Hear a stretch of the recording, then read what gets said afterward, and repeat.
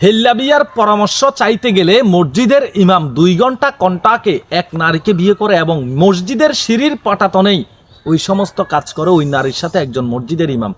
দর্শক শ্রোতা, আমরা বর্তমানে আমাদের মা বোনেরা কার কাছে গেলে নিরাপদ? বাংলাদেশে এমন কোনো মানুষ নাই যে আপনারা এই নিউজটা দেখেন নাই। আমাদের মা বোনেরা কার কাছে গেলে নিরাপদ? একজন বোন, একটা নারী তার স্বামীর সাথে রাগারাগি হলে তার স্বামী তাকে রাগের বশে তালাক দিয়ে দেয়, 3 তালাক। তখন সেই নারী জানে যে ইসলাম ধর্মে আছে এরকম কিছু, যে হেল্লাবিয়া না বসলে ওই নারী তার স্বামীর সাথে আর সংসার করতে পারবে না, তা সে হারাম হয়ে যাবে তার স্বামীর জন্য। সে তারপর অনেকজনের সাথে পরামর্শ করে ময়মনসিংহের এই হুজুরের কাছে যায়। হুজুরের কাছে যাওয়ার পরবর্তী, হুজুরের নাম হচ্ছে আশিকি হুজুর, মানে লুচ্চা হুজুর, কথা বুঝছেন না? হুজুরের কাছে যাওয়ার পরবর্তীতে হুজুরের জিজ্ঞাসাবাদ করে যে আমার স্বামীর সাথে আমি এতদিন ধরে সংসার করছি, এরপরে গত কয়েকদিন আগে আমার স্বামীর সাথে আমার রাগারাগি হয়, রাগারাগি হলে রাগের মাথায় আমার স্বামী আমাকে 3 তালাক দিয়ে দেয়। পরবর্তীতে আমার স্বামী তার ভুল বুঝতে পারে, আবার আমাকে সে কাছে পেতে চায়, আর আমি আমার স্বামীর সাথে সংসার করতে চাই, আমরা ছাড়াছাড়ি করতে চাই না। দর্শক শ্রোতা, তারপর ওই হুজুরের কাছে যে সে পরামর্শ চায় যে আমাকে একটা পরামর্শ দেয় আমি কি করতে পারি। তখন ওই হুজুর বলল আপনাকে হেল্লাবিয়া বসতে হবে, না হলে আপনার স্বামীর জন্য আপনি হালাল হবেন না, আপনার স্বামীর কাছে আপনি হারাম হয়ে থাকবেন। যতদিন পর্যন্ত আপনার স্বামীর সাথে থাকবেন ততদিন আপনাদের জানা হবে, আপনাকে হেল্লাবিয়া বসতে হবে। তখন সে মহিলা বলল আমি কার কাছে হেল্লাবিয়া বসবো?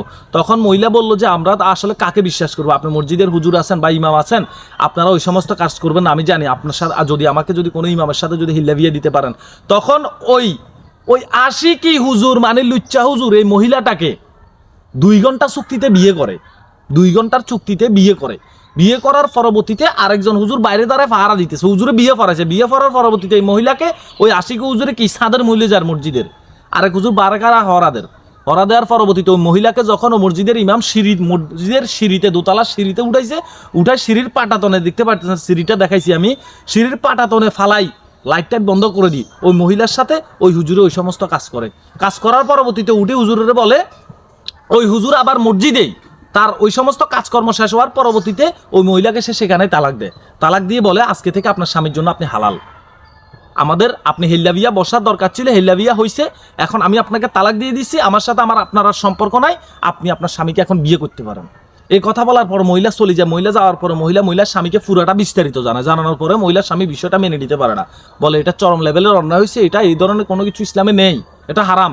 তখন ও মহিলা আরো আলেমদের সাথে পরামর্শ করে যে আমার সাথে এই ঘটনা ঘটছে। তখন ওই আলেমরা বলে কখনোই কন্টাকে একটা হেল্লাবিয়া হয় না, হেল্লাবিয়া এমন একটা জিনিস, এটা একটা সেন্সিটিভ জিনিস, এটা কখনোই হয় না।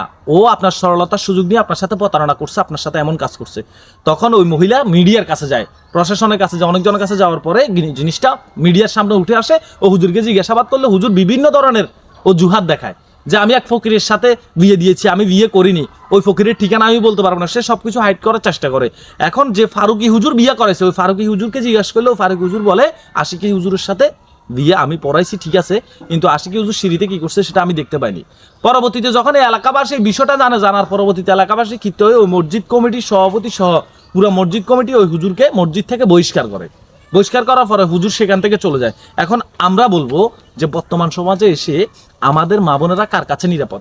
একজন মসজিদের ইমাম যদি একজন নারীর সরলতার সুযোগ দিয়ে ওই নারীর সাথে ওই সমস্ত কাজ করে, তাহলে আপনি কোথায় যাবেন? আপনি যাবেনটা কোথায়? মহিলা বিশ্বাস করছে যে হেল্লাবিয়া বসাটা জরুরি, হেল্লাবিয়াটা বসলে তার স্বামী তার জন্য হালাল হবে। সে মহিলা অন্য মানুষকে বিশ্বাস করতে পারেনি, সে জানে একজন মসজিদের ইমাম 5 ওয়াক্ত নামাজ কমা পড়ে, যে মানুষকে জানা থেকে ফিরে আসার জন্য, দ্বীনের পথে আসার জন্য যে মানুষটি ডাকে, সেই মানুষটি অন্তত আমার সাথে খারাপ কাজ করবে না। সেই বিশ্বাসের উপর ওই মহিলাটি ওই ইমামের কাছে যায়, আর ইমাম ওই মহিলার বিশ্বাসের সুযোগ নিয়ে, সরলতার সুযোগ নিয়ে ওই মেয়েটার সাথে ওই সমস্ত মহিলার সাথে কাজ করে। আমরা এই ইমামের সুস্থ তদন্তের মাধ্যমে এই ইমামের দৃষ্টান্তমূলক শাস্তি দাবি করছি।